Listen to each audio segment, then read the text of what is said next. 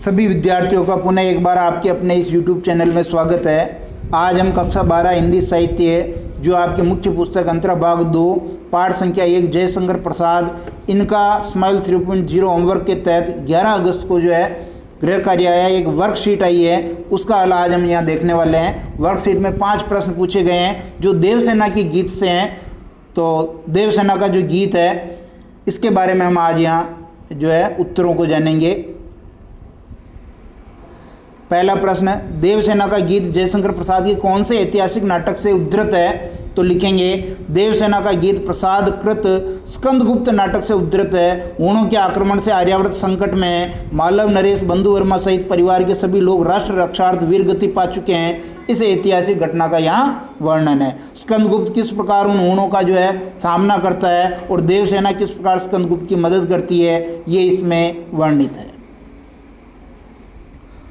दूसरा प्रश्न देखेंगे, छायावाद के प्रमुख कवियों के नाम लिखिए। हिंदी साहित्य में जो छायावाद आपको पता है 1918 से लेकर के 1936 तक जो कालावधि है वो छायावाद की है। जयशंकर प्रसाद, सूर्यकांत त्रिपाठी, निराला, सुमित्रा नंदन पंत और महादेवी वर्मा छायावादी काव्य धारा के प्रतिनिधि कवि माने जाते हैं।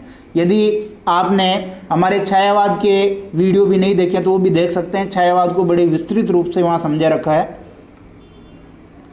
तीसरा प्रश्न देखिए, आंसू से गिरते में कौन सा अलंकार है? उत्तर लिखेंगे आंसू से गिरते में उपमा अलंकार है, क्योंकि आंखों से गिरने वाले आंसुओं की तुलना पसीने की बूंदों से की है। संध्या काल में जो पसीने की बूंदें आती है उससे आंखों में से गिरने वाले आंसुओं की तुलना की, इसलिए उपमा अलंकार है। चौथा प्रश्न देखिए,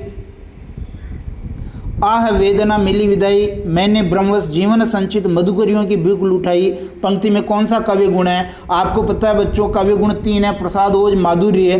तो यहाँ पर आपका उत्तर होना चाहिए इसमें प्रसाद गुण है और पांचाली रीति है।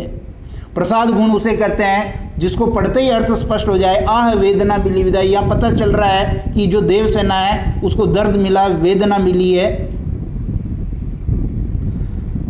पांचवा प्रश्न देखेंगे, जयशंकर प्रसाद द्वारा रचित कविताओं, उपन्यास तथा कहानी संग्रह का एक एक नाम बताइए तथा ये भी बताइए कि उनका कौन सा उपन्यास अपूर्ण है। प्यारे बच्चों, मैंने यहाँ एक एक नहीं बहुत सारे आपके काव्य संग्रह और बहुत सारे उपन्यास, कहानी संग्रह, नाटक लिख दिए। आपको जो अच्छा लगे वो एक याद कर लीजिए।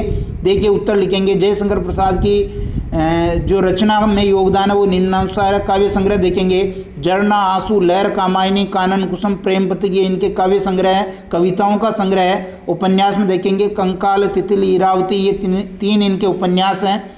इरावती अपूर्ण है जो बाद में आएगा। कहानी संग्रह में आंधी, इंद्रजाल, छाया, प्रतिध्वनि और आकाशदीप। और फिर देखिए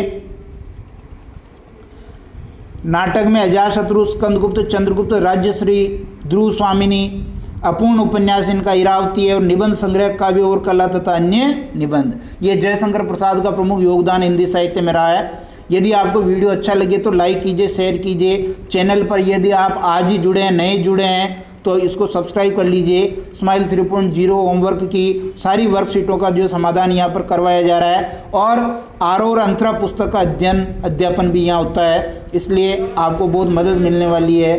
बहुत बहुत धन्यवाद।